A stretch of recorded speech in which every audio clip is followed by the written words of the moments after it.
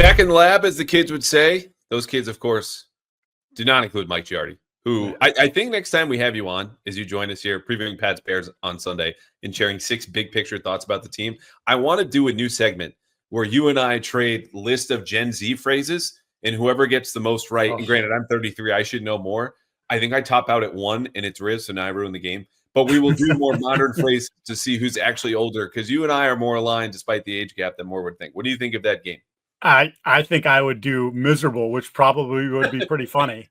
I have on occasion texted my kids, like I'll hear some, like a player will say something and I'll be like, I guess I should know what that is, but I don't. And I'll I'll text my son, what does this mean? And they'd be like, oh, yo. But I have texts from him that I saved from even like when he was like 12 or 13, where I'd say, hey, where are you or something? And he'd write something back and I'd be like, that's not even English. And he'd be like, well, that means this. I'm like, what? How am I supposed to know what that means? Speak to your father in a normal language. You can speak to your friends however you like. And then he says something like, all right, bet. Yeah, he does. Yeah. Something like finna. I don't know. Okay. All right. Well, we'll save more for the game. So here's the deal. It is week 10. The Patriots are 2-7. The Bears are 4-4.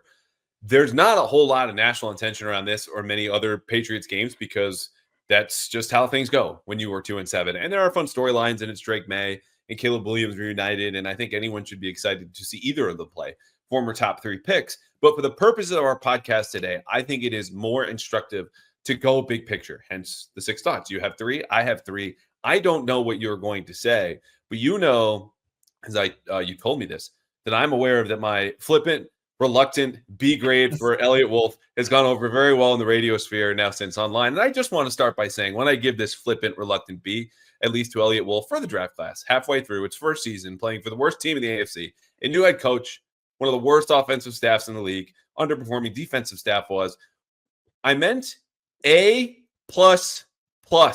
I think Elliott Wolf is already better than his father, Ron, a Hall of Famer. I think Elliott Wolf walks on water. I think he turns around, puts a finger down, and turns that water from wine into wine. And I can tell you that wine tastes good because I've had a lot of it. So I just wanted to clear all that up about my feelings about Elliott in this draft class, which of course has been miserable on the field aside from Drake May. But it's I'm glad you came clean, and obviously it's because you have his phone number. So you're obviously, as it's been discussed on the radio, you're defending a source by giving him such a high mark. So no, I don't have a phone number. I just have a gun pointed at me from across the room, and that's really what it is. Stacy, you can put it down now. I was actually going to say, was that your wife who was over there? No. Her gun looks different. Sorry, Cheryl. Again, not my wife's name, but someone who listens to this podcast. Anyway, all silliness. People get roasted on the radio all the time. I didn't know that source part because I legitimately, not like when players say, "Oh, I don't care what you think about." Like, hey, ask Joel Embiid how he feels about media coverage down there, because a lot of players hear stuff.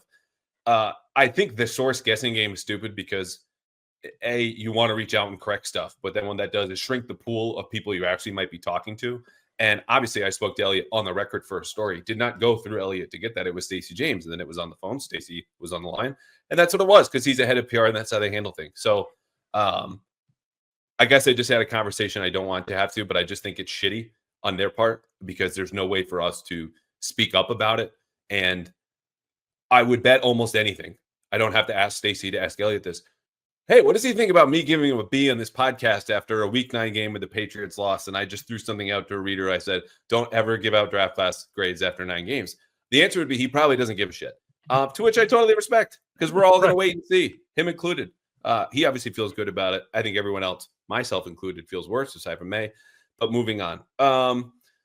Okay, so here is the deal with our 6 big picture thoughts today. One from about the Patriots' recent past. So this is sometime at the start of the season. You could go all the way back to when Giardi and Elliott were hired. Something that you want to share. Then something about the present, where we are right now, 2-7, about the state of the Patriots. And then something about the future. And I didn't tell you today when I saw you at Gillette how far into the future this could go. But you and I have already done a podcast about what the Patriots look like, not in 2025, but in 2026.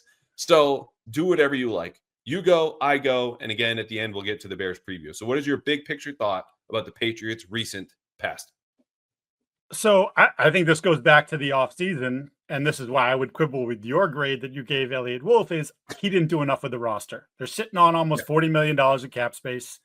I was very vocal against re-signing almost all of the players from a 4-13 team, but that's what they chose to do. And lo and behold, you turn that over to an inexperienced coaching staff, and you're 2-7, and there's holes everywhere. And as we sit here on Thursday, as we're taping this, there's talk about Mike Onwenu moving to left guard and practicing there, and they're doing all this juggling of the offensive line. And I say, boy, sure would have been nice to have given, say, 2 years and $25 million to Jonah Williams and to be your left tackle. And maybe he doesn't work out as a left tackle, but he still could play right tackle because he was pretty good at that at Cincinnati. And you say, oh, that's a lot of money for a guy who's maybe not they have the money. They didn't have the talent. You have to overpay in free agency. You have to overpay when your roster is as empty as theirs is. And they didn't. And there were a lot of places where they did that, even like in depth pieces. Look at their defensive line. Elliott went with Armin Watts, who did he make it out of camp? He maybe made it out of camp. No, he didn't make it out of camp. Right? I was going to say he might have got cut in the first week. So he's not here. So that's a swing and a miss. Chuks Okorafor signed before the offseason even started, washed out in Pittsburgh. And you thought you were going to make him a left tackle. Like, you go on and on and on about some of the moves that they made and how they failed. And then the lack of taking the money and some of the flexibility they had and investing into this roster to at least make it competent.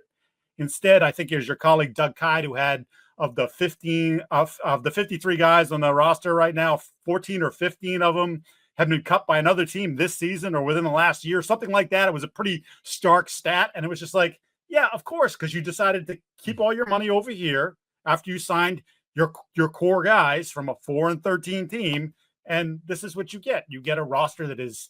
I never thought it was going to be complete. I never thought they could fix it all in one off season. In many ways, I didn't want them to try to fix it all in one off season because that can lead to major mistakes. But like, oh, what's Jonah Williams? Well, look, man, if Jonah Williams stinks after 1 year, you eat the $10 million that's left on his contract and you walk away, and there's absolutely no harm, no foul. You didn't ruin your ability to do something big this coming off season. And that's why, again, the roster has so many freaking holes, and they didn't do enough to address it. They did not. It's a criticism I've levied on this podcast and other places too, because the plan that they had, let's be honest about it, was not a name. It was about numbers. Let's sign as many guys as possible, throw them at the wall, and see who sticks. And the Patriots did this the year before with Bill Belichick and Riley Reif and Calvin Anderson. And we'll just kind of like figure it out. And granted, there's a lot of bad injury luck baked in there. Calvin Anderson gets malaria 2 summers ago. Riley Reif was washed. You could have seen that coming. This year, Chuks Okorafor is literally a left tackle. He's gone. He left. And then you have Caden Wallace, who goes down in week 3, and we haven't seen him on the field since. They didn't plan for any of this. But the difference is, if you had signed a Jonah Williams, who I can tell you from actual reporting and talking to people, they just were out on. They didn't like him, but he's a guy, to your point, has started in the league successfully, not just at left tackle, but at right tackle, okay? If he's the injured one, and it's not Caden Wallace, as soon as he's back, you've got a starting caliber player. Right now, even if Caden Wallace comes back, you don't know if he would start, aside from the fact that the best case is not he's good enough.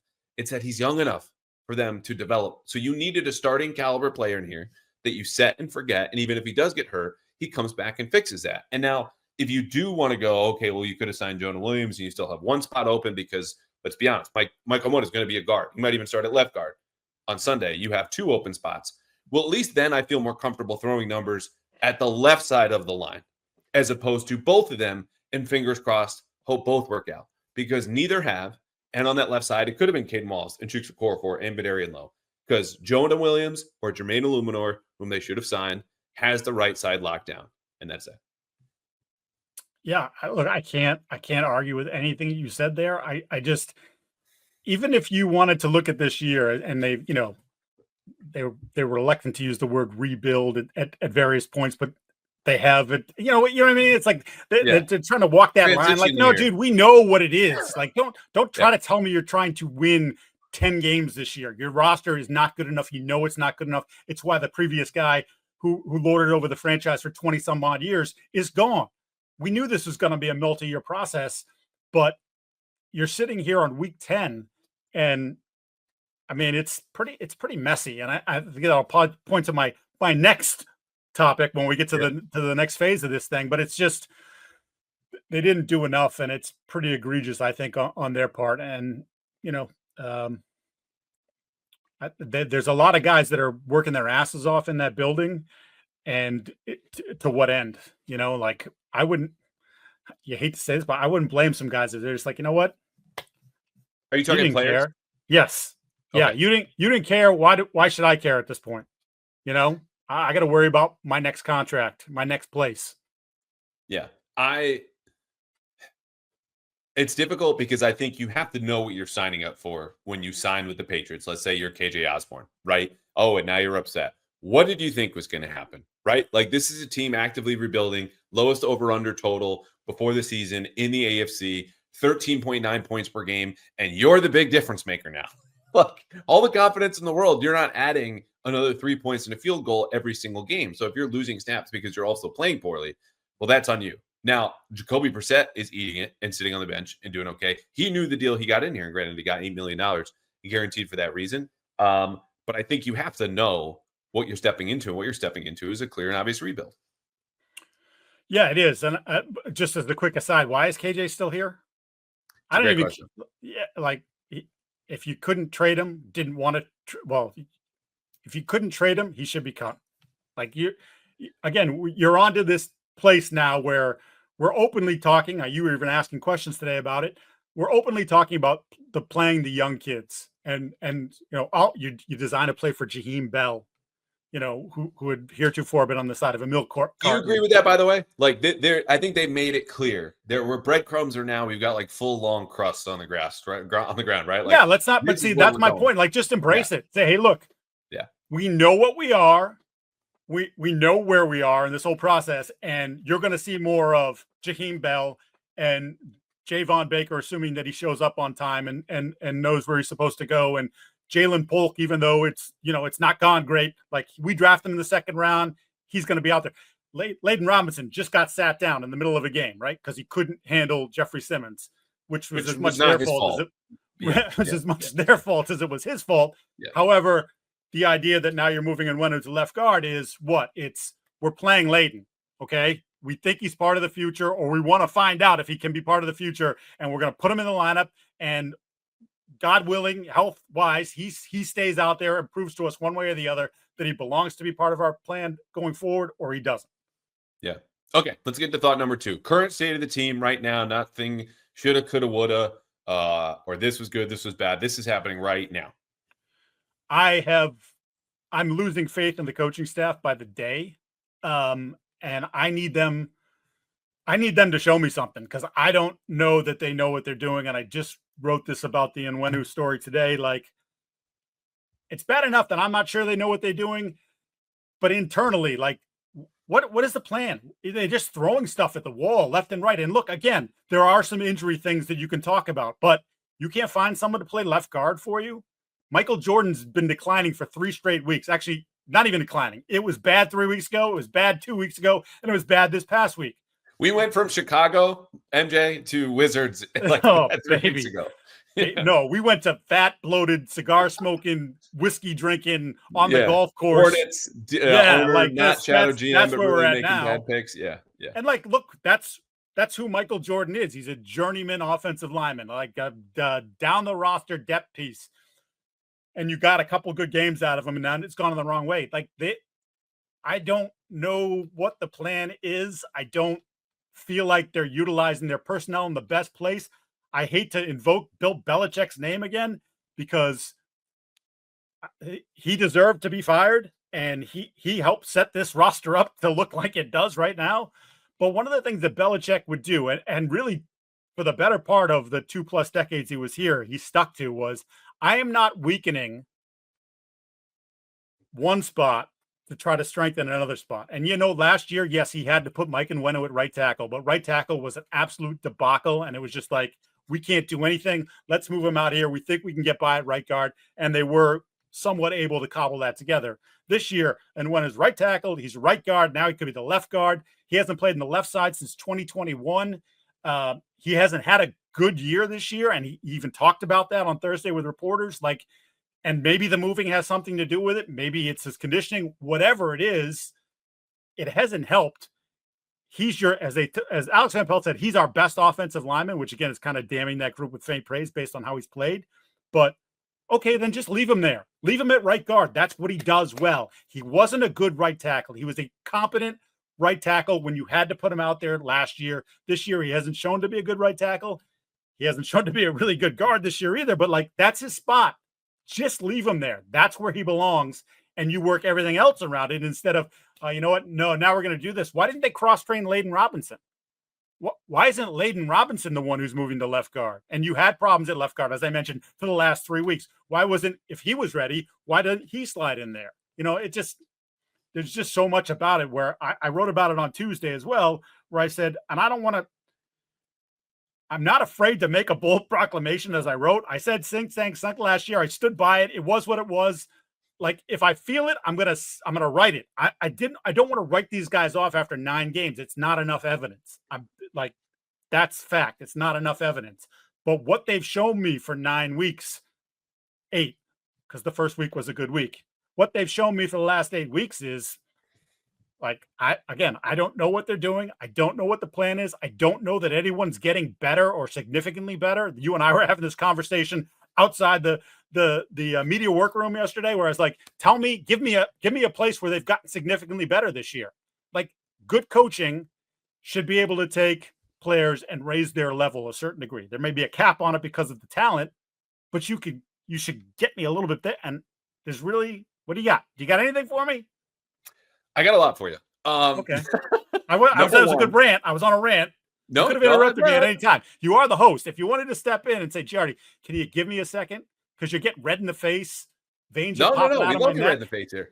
Number one, a better host would have announced that Mike Onwenu is at the end of this episode for a 4-minute exclusive interview. I think the highlight was him telling us about his worst date, where the woman belched and almost made him pass out from the smell of the belch.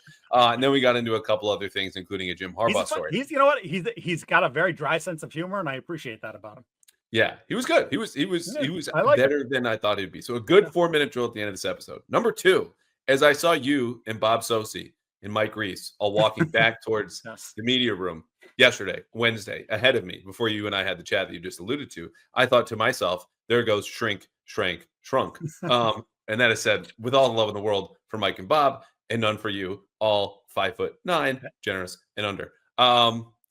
You know why I was standing? I went up to them in the locker room and put my arms around both of them because and I'm not look, people call me short. 5'9" and change is not short. That's average height for a male. Yeah, but those two guys are tiny. So I like to post. I had arms around them. I felt great. I was like, man, it's like Shaq. And just so when this gets aggregated and run on the radio for a week too, to be clear, love both of those gentlemen very much. Yes. I've had very serious life talks with both of them. Number 3, the answer to your question of where things gotten better is obviously Drake May, which is the most important position. It's the only player I think most people are watching right now. You could make a small case, tiny case. And I have a mention of this player in my Friday column, the Friday 5. Everyone's talking about it. And by everyone, I mean no one. Del Pettis and the safety group has outperformed my expectations without Kyle Duggar and Jabril Peppers. There is a stat about Del Pettis and not missing a tackle, and how many players have also not missed a tackle given him snaps that you're not going to believe. Again, read that in my column. But the quarterback thing brings me to my second point. And before that, I have to remind you that even if the Patriots are losing this season, you can win real money at Prize Picks, America's number one daily fantasy sports app. You can make a lineup and win every Sunday, or now that the NBA is back, Monday, Tuesday, Wednesday, Thursday, Friday, and Saturday as well. All you have to do is pick between 2 and 6 player stat projections, football, basketball, hockey, you name it. It's all right there. Go more or less on that stat projection. File your lineup. You can win up to 100 times your money on Prize Picks. And if you sign up today, you get $50 instantly when you play $5. You don't even need to win. Again, play 5, get 50. That sounds like a good deal to me. And they use Venmo now. So everything is safe, secure, and easy. It takes 15 minutes. You don't attach your bank account, just your Venmo. It all goes through very easy. This is what I do. So download the Prize Picks app today and use code CLNS and get $50 instantly after you play your first $5 lineup. 2 to 6 player stat projections. Pick more, pick less. That's it. Pick Prize Picks. Run your game. Mike Giardi, why are you holding up a pen? Did you write that out? Most of it. But then I stumbled over half of it. So I think that makes it worse. No, because I think that I am in the, for my podcast, All 32, little side shout out. Pop that right now. People should be listening. I do a terrible job with the game time and Prize Pick reads because I have it in my head, like, my brain, you can see how my brain works. Sometimes sometimes I don't finish sentences, or like another thought comes in and things are bouncing around. Welcome to And the ADD club, baby. yes. And so I get to, I'm in the show and then I'm like, oh, I probably should read Prize Picks, or probably should read Game Time. And I grab the thing, and then like the things that I said I was going to say about it, or the things that I wanted to highlight, just go right out the window. And then I'm like, oh, I think the other day I actually read like the line that says, read this line. I think I said, read this line. So I probably should try it. As someone who ad-libbed for years and years and years, eons in my television life, not exercising that muscle as much anymore, I probably should write it out, because they deserve better. Because who doesn't use Prize Picks or Game Time? Obviously, we all do. No, and that's the part of the ad read, which I don't want to like bring everyone behind the curtain and introduce you to the Wizard of Oz and their names are Prize Picks and Game Time now. But like, these are products and services I use. I talked about it multiple times. Wife came with me to London. So did a friend who roots for the Jaguars, bought them tickets there. People are coming to a Celtics game or they're coming to town. I want to take them out. I'm going to Game Time because we have that promo. It worked for me. $20 off matters to me in my life. Game Time is coming up later. You mentioned screwing up the Prize Picks ad. Not only did I stumble and faceplant over those first few words as I speak a little too fast, which people are right when you complain about this, I still speak fast. I forgot to give out my picks, which we have the Prize Picks of the week. And so here they are really quickly. Nice. Drake May, more than 0.5 touchdowns. So Drake May to throw 1 touchdown pass, more than. DeAndre Swift for the Bears, more than 71.5 rushing yards. And I don't think I need to explain either one of those. Seem fair? Yeah, you need one of the, Prize Picks has the adjuster. Sometimes you can find the different things. And if DeAndre Swift, you could go higher. If it was more, there's an opportunity to go 90 something. I would probably take that based on how they're defending the run here for the last, I don't know, 7 weeks. Yeah. Okay. My number 2 thought, back to Drake May. So you are losing confidence in the coaching staff by the day. And I understand that. What I will say, though, is when we have this larger discussion about Alex Van Pelt, and we remind ourselves that no one catches flack in any football market quite like the offensive coordinator, is that I think we can have a separate conversation about the design of the offense. I'm critical. Too many isolation routes. Need a little bit more help for the worst receiving core in the league. And the play calling, which a lot of people are not thrilled about. And I think there were fewer issues than people thought Sunday in Tennessee.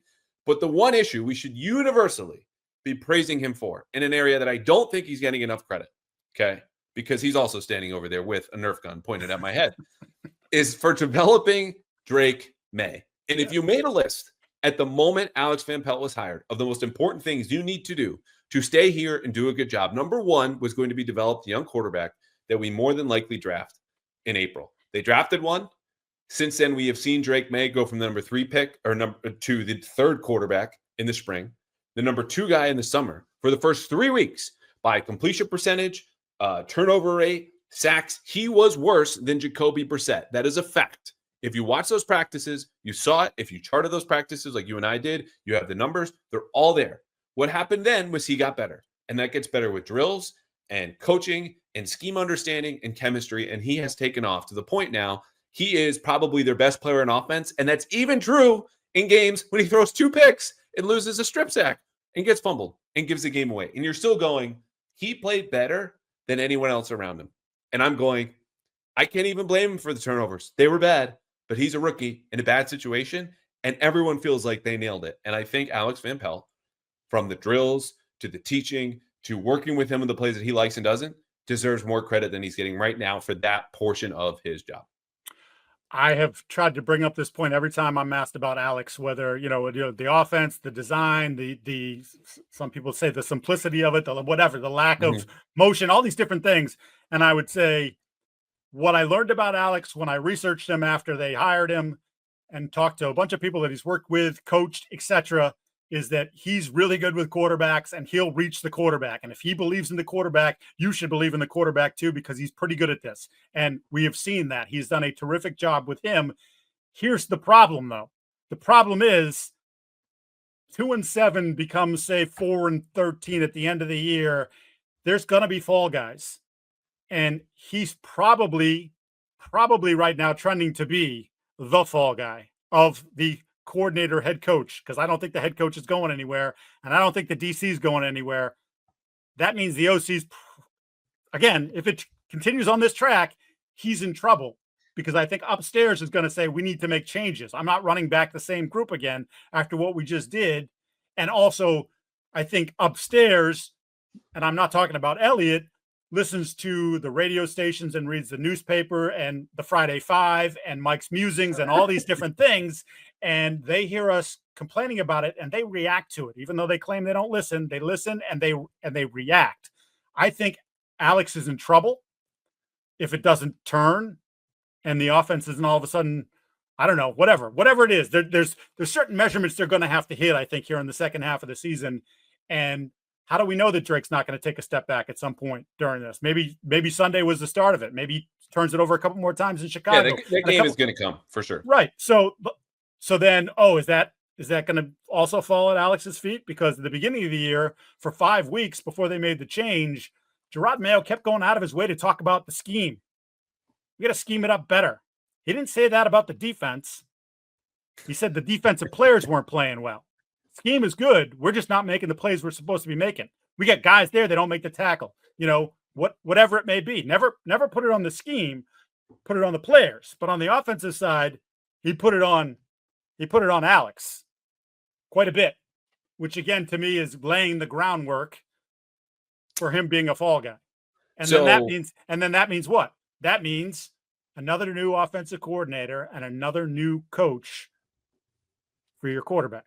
So which is absolutely the worst freaking thing to do. Okay. I should have interrupted earlier just to ask you this question because I think it's really important for people who are not paying attention or don't know the difference sometimes between a report. Like I've done actual reporting, phone calls, research. I know this to be true because it can be proven versus, hey, reading the tea leaves, my experience more than 20 in the market and covering this team tells me this. Which was that? Like hard reporting and it's really trying No, that's just my gut. Okay. I've seen this and done this before. Yeah, no, absolutely. Yeah. I mean, look, I'm sitting there for my weekend notes. I've written about Shane Waldron, who's the offensive coordinator in Chicago. I was writing about Luke Getzey's when they hired him in Vegas, saying that's not the right guy. This isn't going to work. And guess what? They just fired Luke Getzey's. Like I've been around it enough to understand if it doesn't go in a certain direction and ownership feels they picked Gerard Mayo. As Robert told us, 7 years ago on a trip to Israel, things would have to disintegrate pretty badly for him to be gone at the end of the year. So if he's going to be back and DeMarcus is his guy, DeMarcus is going to be back. What are you changing? You're going to change like the running backs coach or something? Like that's not going to satiate the cries for change that come from everywhere, from fan base, from media, etc. Like they'll react to it. Is this in any way related to your third thought about the future of the team? Just don't give that to us yet, but because it basically is mine to talk about the shakeup. So that'll lead us into the second one. I do want to add one line though. Two things about what you're talking about, the suggestion that Alex Van Pelt is trending towards being the fall guy. Because fall guys are very common in the NFL. You're absolutely right. The coordinators are here to go before the head coach does. That's what they're there for if things go bad. But, I would backtrack. In addition to that, you have, I would say, a coach that you could avoid if you're making the case, hey, we should get rid of Alex. Ben McAdoo's in the building, former head coach, former offensive coordinator. He's also had a hand specifically with the footwork, where all the credit goes to Van Pelt, as I just gave, but it really is a combined effort between the two. He can take over and do the job. He's been zoomed out a little bit. He can dive in and do it just as well.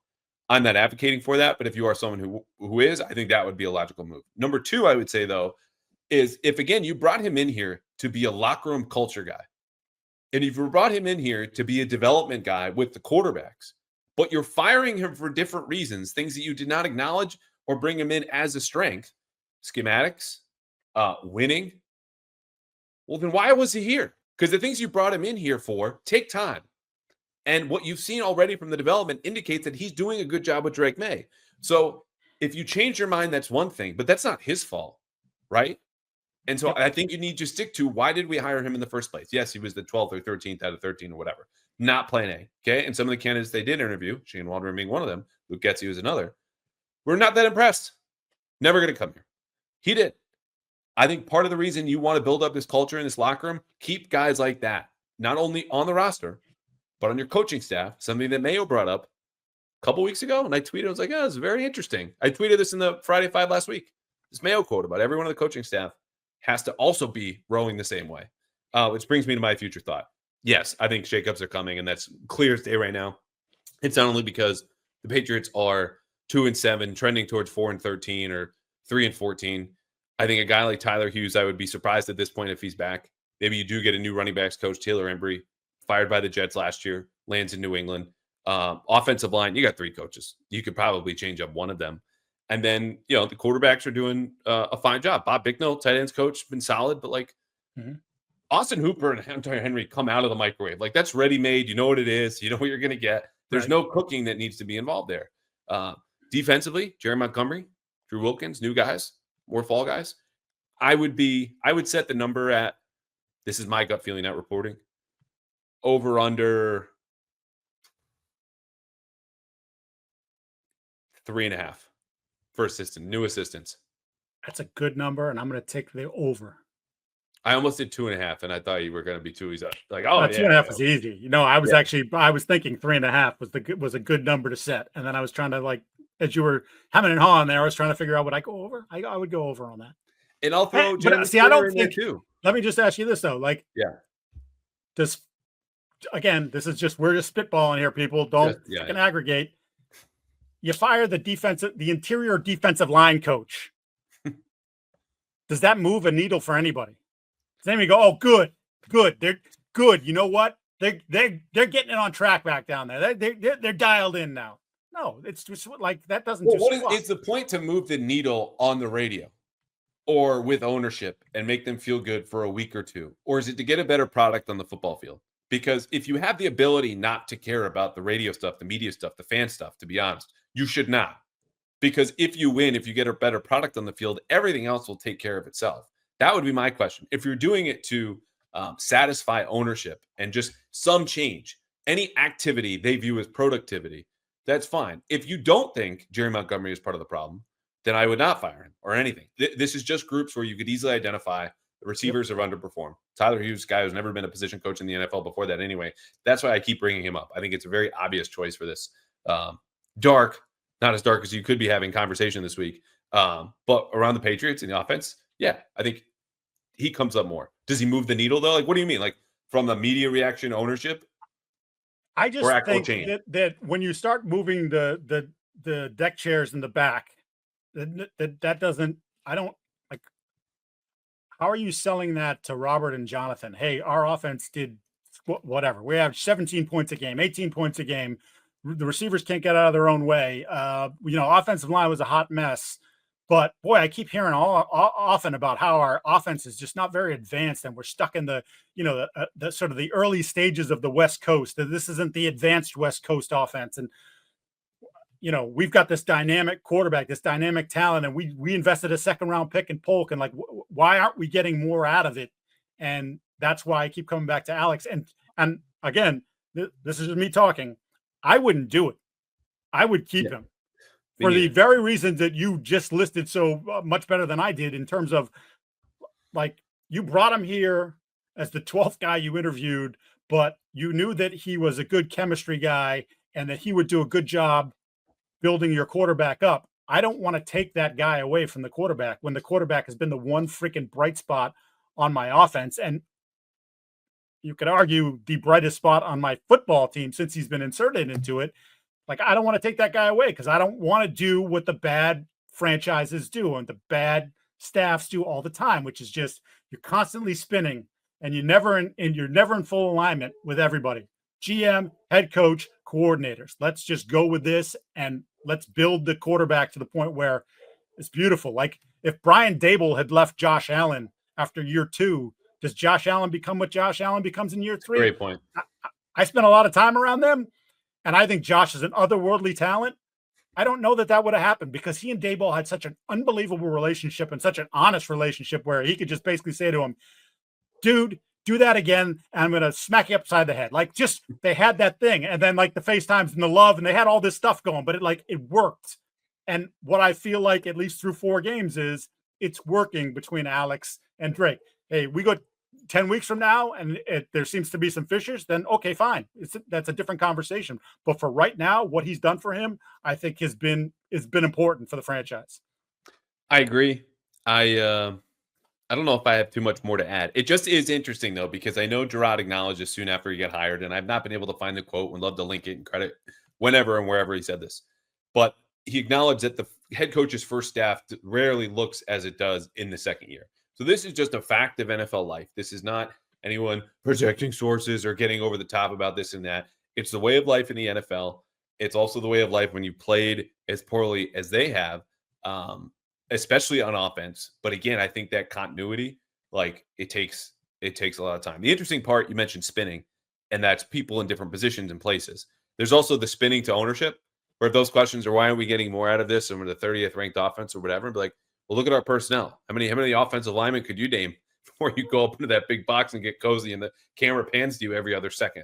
Like probably not many. So it might be Elliott's fault. And then the question is, well, these guys are here also because Elliott's here because he's the one who knew them in Green Bay.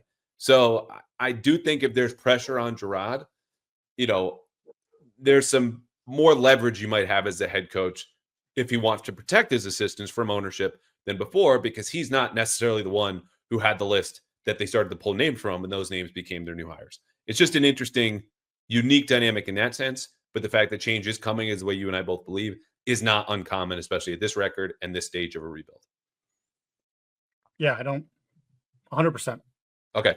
Any names you would want to add, by the way? Like if we talk about either coaches that have been fired, like I'll say this, at least you're not the Raiders who decided that was not only the solution, but the solution midseason. And then we are going to go into the morgue and pull out Norv Turner's career, blow it off, shock it up, have a real life coaching Frankenstein brought in. And now he's like an advisor to us, because they not only fired their OC, but the QB's coach and the O-line coach. That is good for nobody. Like you stink. You should have known you were going to stink. And they don't. And so they're taking it out on half of their staff. Yeah, I believe there was, I think it was either one or two guys aside from Getsy's had been anything higher than a quality control coach on offense. Like that's what they hired for their staff. And remember, he was the third guy. They had Kingsbury. They had a deal done. Kingsbury asked for a third year. They didn't want to give it to him. So he jumps to Washington, which, oh, by the way, perfect for him. Perfect. He might be a head coach next year, strictly because of what he's doing with Jaden Daniels in that offense. And then they wanted Chip Kelly. And Chip wanted to bring, apparently, the word is that he wanted to bring too many guys from his UCLA staff with him to the Raiders, and they balked at that as well. So he ends up at Ohio State, and they end up with Luke Getsy's because, as Antonio Pierce said at the time, well, they whooped us when we played them in 2023. So that's like a Bill Belichick, signed Scott Chandler because he couldn't cover Scott Chandler when he was in Buffalo, even though he couldn't play. So the one name that I am totally intrigued by offensively is I think Dable's going to get fired. Again, we're just talking. I just think that even though they got the blessing from ownership and everything's great, I don't know. I'm not feeling it. I just have a feeling that they could just completely turtle and tank, and he might be out. And he would be someone who, if I'm going to make a change at offensive coordinator, just based on what I just told you about he and Josh, and we kind of saw his affinity for Drake May in the Hard Knocks.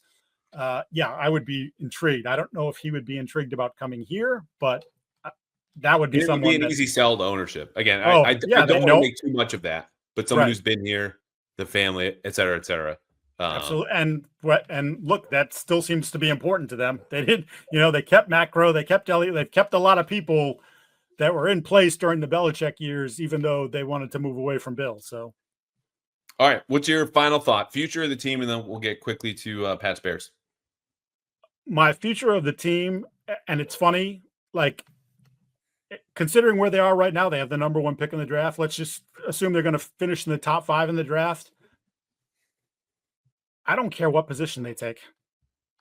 I don't care if I do not care.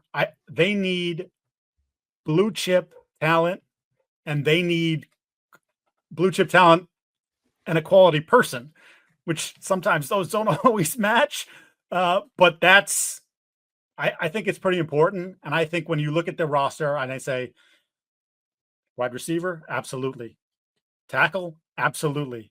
Edge, yeah, you take one of those. Abdul Carter from Penn State, I would, like if that's what you're sitting there.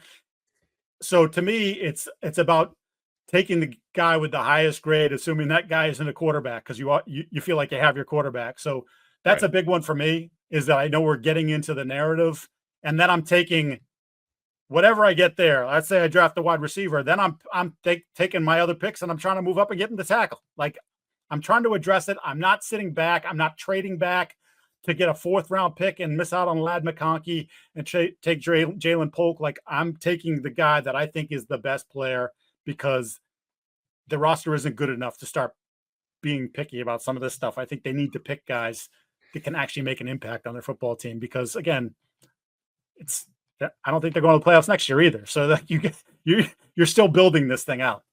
And this will depend on free agency, right? We started talking about the offensive line and what they should have done, and player that at least is starting caliber. Even if he gets injured, once he comes back, you plug him and play. There are no questions, no moving around, no third position for Mike Onwenu in 10 games. I think that has to be either an offensive tackle in the top 5, top 10, provided there's a player there who warrants a pick, or a trade back. And I know how everyone feels about the receivers, but you've at least got 4 guys picked in the last 2 years who have shown some margin of potential. In Javon Baker's case, that potential was flashed in early August, and not a whole lot since. Polk has been statistically the worst receiver in the league. I get that, but they will need more time, which means more opportunities. And Travis Hunter, this and that. I just think guys who are coming into the league now as receivers, because of all the 7-on-7 time they've had, just like the quarterbacks, and those have been hit or miss, might be a development thing. All that experience accelerates their development and growth. I just think you have a better chance of getting a receiver day 2 than you did in past years, unlike offensive tackle, because it is 7-on-7 until you get to high school. The reps that they have are so much fewer, in the experience and the coaching and the training, and the investment overall in the position is less. The guys who are able to overcome that, or have as much talent to be able to overcome that, are few and far between. That's why I'm stuck in the offensive tackle, in addition to the situation that they're in. But we'll see. The draft is a long way away. I'm not ready for it, but I get what you're saying. Like the talent is the talent. That's the biggest problem. Like just get dudes in here. And so I think part of it. So like I'm not anti-trade back in this case. Last year I was take Drake. Then just let's do this thing. Can you imagine if Curran this year is like trade up? Like what are you and I going to do with our friend Tom, in friend of the podcast, who's just constantly still bringing it up? And he mentioned in the column the other day, and I almost texted him and was like, Can we stop? Because he's fed up with me mentioning Giardi spilling orange juice and making these public unforced errors just for a laugh, or something that's so low stakes. And instead you lose confidence in the fans and the media that you can speak then to a group of alpha males behind the set of doors. I don't know. There's going to be something from Tom. I'm most excited right now to see whatever that is that Curran sinks his teeth into, and is still like a dog with a bone on that months later. Yeah. He'll have something. It's just a guarantee. I love Tom. I don't want to be the team that goes too far back. And that's like, for the people, I know Curran was talking about, like, I think Minnesota was a likely trading partner there. And it's like, well, they get the multiple picks. And I'm like, now you start to get out of the realm of like the blue chip guy. The other problem with this is in your scenario of the tackle, as of right now, doesn't feel like any of those guys have sort of taken the next step, be it the guys in Texas, be it Will Campbell at LSU. Like, I think there was this thought at the beginning, like, oh, there's 3 tackles that could be top 10 picks. Now it feels like there might be 3 tackles in the top 30 picks. And and look, obviously, again, million months for this to change, and Thank we God. do it with the quarterbacks. Like, there's no way they're going to have 6 quarterbacks in the first round, and then there's 6 quarterbacks in the first 12 picks. And you're like, what the hell just happened? Well, right. Things get overvalued or whatever. Somebody falls in love with somebody, and that's how it goes. But like, I don't want you to sit there at 2 and pick Will Campbell because you're desperate for a left tackle if the grade doesn't tell you that that's where he belongs. But the grade tells you Abdul Carter belongs there, or you could use one, but we really need a left tackle. Well, no, you really need good players and difference makers. And then you go back up. Then you take all your other assets. Who gives a crap about these other picks? When you suck this much, you cannot be picky. You do not get to be picky. Their priority is one thing, and prioritizing premium positions, I think that's obvious. And I would argue, again, a little bit more in favor of that than you are. But overall, you do not get to turn your nose up at anything. You stink. And, well, you want to talk about dog with a bone? I'm still like, Calvin Ridley. They should have paid Calvin Ridley. They should have gone that far. Now, maybe he wouldn't have come anyway. And you go, oh, it doesn't look that great in Tennessee. It didn't look that great because the quarterback sucked. Have you seen his quotes, his comments? Yeah, he's a dude. They're all like that, though. Brandon Ayuk, we were all in from. You wanted? Did you not? I believe we had a conversation. Oh, yeah. I was doing a trade pick swap, which, by the way, Niners are not going to be. It doesn't look like 25th and later in the draft as it stands right now. But he's out there. That position, for whatever reason, I don't know what it is, but they are different cats, and that comes with it. The George Pickens, like, how many receivers in your lifetime can you think of that were great players? I'm talking guys that dominated games, guys that you had to like swing everything to. Normal human beings. Larry Fitzgerald? You got any other ones? No, it's impossible. Impossible. Wes don't exist. Pretty normal. Who? Welker? He's a good foot soldier. But he's a slot guy. I'm talking like that guy. We're all talking about that guy, that alpha on the outside. Those guys, they're all I got you. They're loons. Loons. Okay. Let's get to Bears Pats. No more talk. If you want to go to Bears Pats, I have to tell you, and I already said this earlier, so you know this is part ad read, part true. All true. Just go to Game Time. They have the lowest price guaranteed you will find on tickets anywhere in the world. And I know when I go shopping, I don't want to spend a penny more than I have to if it's something that I really, really want. If you want to go to a Pats game, if you want to go to a Celtics game, anywhere in the NBA, NHL, wherever, concert shows, I don't even care. Go to Game Time for that lowest price guarantee. And it also has a new feature, Game Time Picks.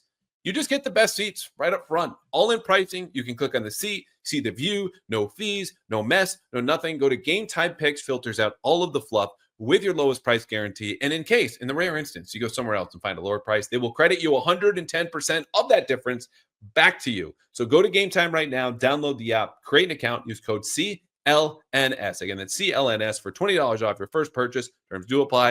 You can create a Game Time account. Redeem code CLNS for $20 off. Download Game Time today. What time is it? Game Time. Game Time on Sunday will be noon local time. It will be 1 o'clock on the East Coast. The 4-4 Chicago Bears against the 2-7 New England Patriots. The Bears, 23rd overall by DVOA, 27th in offense, 11th on defense, and 8th on special teams. Their last four, not pretty. 29-9 loss at Arizona last weekend. Before that, 18-15 loss on a Hail Mary to Jaden Daniels and the Commanders. Before that, 35-16 win over the Jaguars in London, then 36-10 win versus Carolina. So they're beating up on bad teams, taking advantage of a soft schedule. Granted, the Washington game should have been a win, and if they did win, everyone would be looking at them as, sleeper NFC making a run, yada, yada. They're not. They are a good tackling team. Their weapons have underperformed on offense, along with Caleb Williams, who's being protected by a very banged-up offensive line. So there are weak places here for the Patriots to attack. 3 matchups. I've got 2. I'm going to say 1 to buy you a little bit of time. I want you to pick a matchup, and then I will give you my 3rd. Tremaine Edmonds versus Drake May scrambling. Edmonds is a guy you covered in Buffalo.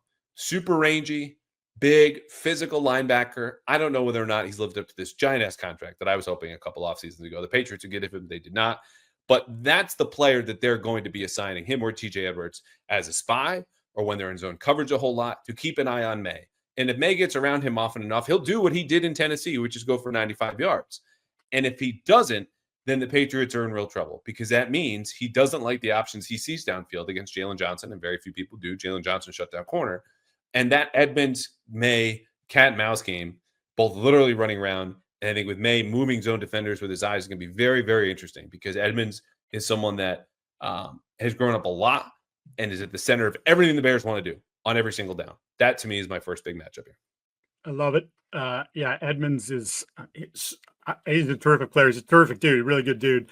At least from covering him, I enjoyed talking with him quite a bit. I would say you mentioned Jalen Johnson, and to me, Jalen Johnson is someone who can travel.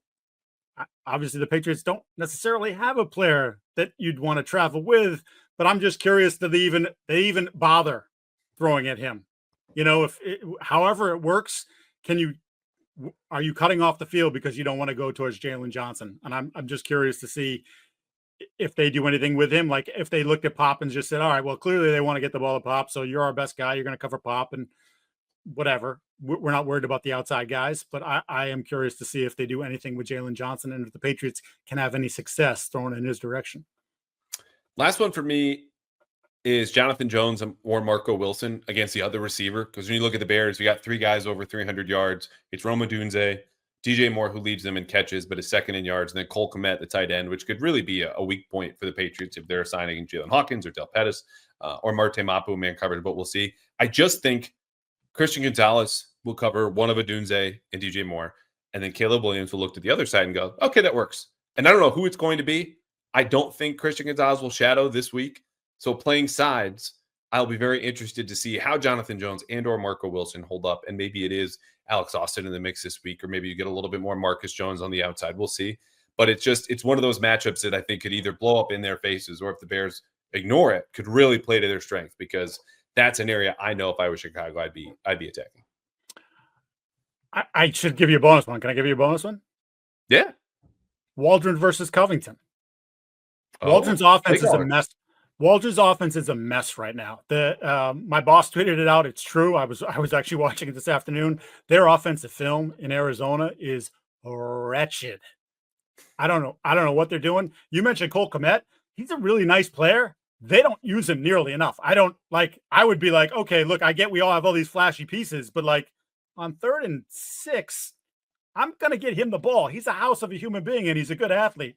And DeMarcus, obviously, look, we know the injuries, and that's certainly factored into some of their performance, but just inconsistent week after week after week. If I'm Waldron, I'm trying to run the ball down their throat and make them stop me, because they haven't been able to do it. And quite frankly, I think the Jets got away from it, and it's probably partially why the Jets lost the football game. But I don't know that Waldron's that smart. So we'll see how that flies. Yeah, 27th by DVOA. That's just barely above what the Patriots are right now. That's statistically, with all the talent and everything they have there, including offensive leaders calling Waldron out for not being aggressive enough. I think in week 3 or 4, that's about as good of a sign as the players only meeting happening in September, is the public calling out of the rookie first-year offensive coordinator in Chicago by the rookie quarterback. 2 keys. You mentioned the middle. I think the Patriots need to run up the middle. Andrew Billings is out, starting defensive tackle for the Bears. Torn pec, probably gone for the season. Their best runs have been duo and inside zone. A lot of double teams. Get downhill, get behind them. I don't expect Ramondre Stevenson to go for even 80 yards in Chicago, okay? But it needs to be a lot more than 16. And those plays, I think, are through the middle, attacking a Bears weakness, and also getting behind some of their best plays, or even through 4 weeks. Like, you're averaging more than 5 yards per carry on duo and inside zone. Do more of that. Yes, it's what you do well. Do it. Embrace what you do well. Keep doing it until someone stops it. You gave a bonus key. I'm going to give you a bonus matchup. I'll give you one more key, and if you have a third, fire away. If not, we can move on to the wild card thought. Hunter Henry needs to eat on Sunday, because he has seen the 10th most targets of any pass catcher in the entire league against zone coverage. The Bears under Eberflus are still one of the old Tampa 2, 4 down front. Like, this is what we do. And they spin the dial a little bit, some zone pressures and stuff like that. But Hunter Henry is going to face a ton of zone coverage. He does an excellent job finding the soft spots, sitting down. They need to target him over the middle against those zones time and again and again and again. Because if you don't, I think you're just leaving food on the table. And that's something you can't do, because your offense, as we know, is starving. Yeah, it's funny what you have when you have a competent quarterback, what it can do for Hunter Henry. He's got such a good knack for playing the game. Maybe he doesn't run as well as he used to, but he still knows how to get open. And he finds ways. And when you throw it to him, 99 out of 100 times he catches it too. So he's in the trust tree for sure. All right, wild card thought. Anything adjacent to the game, stuff we haven't covered. Pats Bears, first trip there since 2018. First game against the Bears since everyone's favorite Monday night affair in 2022. Chance of Zappy in the ugliest Patriots, one of the ugliest Patriots games that year. 33-14 Bears win. No, my wild card thought would be the first time I ever went there. It was a December game, I believe, and it was when we had to walk from the parking lot to get to the stadium. The snow was coming down so hard it hurt, and I actually turned around and walked backwards. Which, shave your butt and walk backwards. That's what I had to do, because it was that bad. And then post game, they wanted us to be live on the field, and it was still snowing. And I said, no, you're ridiculous. Like, I could be right in front of the camera and you're not going to be able to see my face because of the snow. It's freezing. It's nasty. I'm going to be a diva. We're inside, period. End of story. because we had a nice brick wall behind us, whatever, cinder block wall, hideous. But I was like, we're not going out there. It's ridiculous. It's that was 2010. Deion Branch caught a touchdown right before halftime. Mm-hmm. Yeah, running in the snow like they were kids, and the Bears were like very careful, slipping around, and a good team that year, but not good enough to get in the Patriots. It was a quality game. I mean, you go to Chicago, late year, you get to see a weather game. So it's all right. My thing, this is the strangest looking stadium in the league from the outside, and I don't think it's particularly close. This is Soldier Field. All due respect, all the history is there. This doesn't take away from it. It looks like an alien ship landed on top of a Greek or Roman temple because you've got the columns on the outside and all of the pillars. And my Latin class background in education could tell you exactly what kind of columns they have. They might be Doric, they might be Ionic, they might be Corinthian columns. But on top of that, I could not tell you what the ship is because it is not from planet Earth. And there you have the windows and all of the seats. And even the seating inside is like a little awkward. And I know they've looked at and talked about moving to Aurora, which is not in Chicago, and building some sort of, decadent suburban stadium. I hope they don't. But I would love some sort of remodeling from the strangest stadium if you've ever been there on the outside, because you think I'm exaggerating for some weird laughs about the alien ship landing on this ancient temple. It's exactly how it looks, and I can't get over how they landed there. And the press box is hideous. And oh, by the way, get your food. No one cares about that, though. Yeah. Nah, but so what? This is like this is inside baseball stuff. The press box is hideous, and if you're gonna get your food, you better get it early because they don't run extra out there. Once it's gone, it's gone. You're not. Are you coming? No comment. Okay. Sorry. All right. Game pick. Are they gonna win? No. 20-16. Oh, okay. Pretty much last week. Yeah. You think I got 23-20. They're favored by 6, which I think came down from 7. I still think the Patriots are just everyone's get right game. This is your slump buster coming into town, and they've lost 2 in a row, and they don't think they should have lost, and that bled into the next because they're not a great team and poorly coached, and that's what happens. But eventually, with that amount of talent, you get right. And either this is they get up 10 early, and it's even the rest of the way, or it's close, and then they pull away late, and you just like I can't imagine. Drake does it all on his own. A do-it-yourself offense again and comes that close, which I think the Patriots will play better and run the ball a little bit better, but talent is what it is, man. It's tough around him. Very tough. Very tough. And like to your point, I mean, he was a 23 of 26 at one point in the game against Tennessee. Like he's doing what he can, and you're just going to have to live with the mistakes. As I asked Alex Van Pelt today, the good thing is, and Alex, can kind of confirm my thought, was like he's not making the same mistake twice. So he's done a good job of sort of learning through the process here, and you just hope that continues on that sort of track. Yeah, and I'm a little wary, not worried about do the old habits come back like we saw in North Carolina. I have to do too much. I have to do this all myself, play the Superman hero ball. Not going to say anything more than that because we need to see what happens, and I think he's shown great discipline so far, aside from that overtime. But like, hey, you got to make something happen. All right, Mike Giardi, you get an A+++ as well for this episode. Nice. Thanks for hanging You're out. Such an easy grader. I know, I'm just easy, period. And my dog gets an F. He hasn't stopped barking for the last 40 minutes. I did hear a little bit of that. I was my God, he's insane. He's here to torment me. That's really what it is. Well, someone has to. Your kids are gone. All right, I will bug you surely in about 6 weeks, at which point I don't think we'll do past, present, or future. We will just be probably looking at the future in the offseason, even though the Patriots have game less to play because I don't know. Winter's coming early now these past few years, but hey, hopefully we get surprised. They win one of these coming up, and then I don't know. We'll do something more fun than that. Sounds good to me. See you, pal. See ya. Back for another big 4-minute drill with Big Mike Onwenu. Yep. Got the 4 fingers up. We're midway through the season. I just asked you how you're doing. You gave me the stand. Like, yeah, we're good. We're fine. I'm solid. Good. We're going to get you to open up a little bit more here. Ready to start the clock? Let's run it. Okay. Number 1, you negotiated your own $57 million contract this offseason. What advice would you give to the rest of us who would love at $57 million on their own?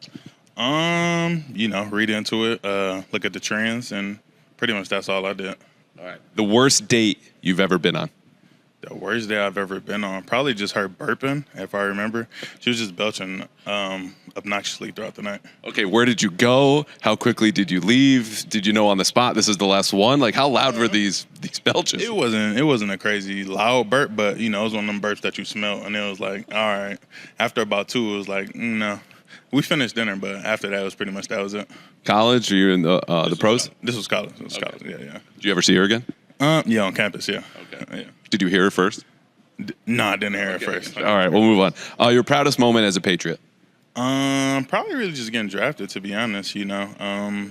That day was really surreal. I was around my family, so I would say that. And then like my first game, I remember we played the Dolphins, and I was a jumbo tight end, and I got a good block my first play of being in the NFL. So that was pretty dope. Yeah, 21-11 win, not bad. Yeah, it was. Very good. All right, people don't understand blank about offensive line play. Probably, I mean, it's kind of hard to say because I would say, if you blocking good, they really don't care about you. But when you're not blocking good, that's when they say something about you. So I would just say, like, our techniques of blocking. I would say that they don't understand that. Okay. Sometimes what we're trying to get at. You look like a Love is Blind guy. Do you watch that on Netflix? No, I don't. Okay, what guilty TV show or music do you have? Because there's got to be one. Guilty? Yeah. I like everything I watch. Okay. Probably just the Food Network shit. Really? Or what are you watching there? Really everything on there. Guy's Diner, the Triple D, diners, drive-ins, and dines. What else? That's pretty much it. Pretty much the Food Network or HGTV. Halloween just passed. So I would have asked you this beforehand. Are you a scary movie guy? I on and off scary movie guy. It's not my first choice, but I like scary movies. Yeah. You ever stop watching a scary movie because it was just too much in the middle? No, never that. Okay. All right. The teammate you would least like to date your sister? Probably. I don't know. We don't got a lot of bad guys, but I'm just throwing one out there. Probably KB. Okay, well, he's a married man, so you're in luck. But why KB? Man. He's a good guy, but I feel like back in the day he was just wild. It's funny. Everyone said a receiver, so we are still perfect here. I would just say all receivers, pretty much. I wouldn't let them date my daughter. Yeah. All right. You can block this person in life. It's a non-football person, but you get a one-on-one square-up block against them. Who are you picking, and why? My mama, because I'm a block her ass. Why do you want to block your mom? You want to pancake your mom? Why? I would. Nah, no reason. But if I had to block someone, it could be anybody. Anybody. You just get to stand there and pancake their ass. And we're gonna come back to mom. This is the most surprising answer we've ever had. I'm joking about that. I wouldn't pancake my mom. If it was my dad or my brother, I probably would. I would pick my brother pretty much because he played D tackle in high school. So as I got into football and I played more offense, he always said he would beat me. So I don't think he would. All right, we got two more. You played for Jim Harbaugh. Yep. You played for Bill Belichick. Mm-hmm. Give us a quick Harbaugh or Belichick story. I'll give you a Harbaugh story. I think I don't know when this was, but really it was just like after one of these practices. I think it was a Friday, and he was just talking about competing in a game. And we usually had like these our Friday night dinners or our meals before the game. So we have like steak and milk, and like not steak and milk together, but I'm saying we have like steak, potatoes, corn, like all that, like a cookout, a grill. Pretty much, I was just sitting next to him. And he was sitting at the O-line table, and we were always just chilling, hanging out, and he was just busting open, like, bottles of milk. He probably drank about 2 bottles of milk and that sitting of eating a whole steak, some corn and a potato, and followed it up with 2 cans of milk. So what you see is what you get. We've seen Jim Harbaugh with a lot of milk. He drinks a lot of milk, I would say so. All right, last one. Least favorite media question? I don't have one, to be honest. I mean, I'm an open book. Whatever you want to know. I don't know if you got a question for me, but what's your least favorite question that you dislike to ask? I don't ask this, so that's why it's my least favorite. But anything that starts with, can you just talk about, and then blank. That's not a question. That's just really getting you to comment on a certain topic. That's being lazy as a reporter. Can you talk about how good this interview was? This was a dope interview. Okay. I'll do it again. Appreciate you. Mike Onwenu for a big 4-minute drill. Appreciate you, bud.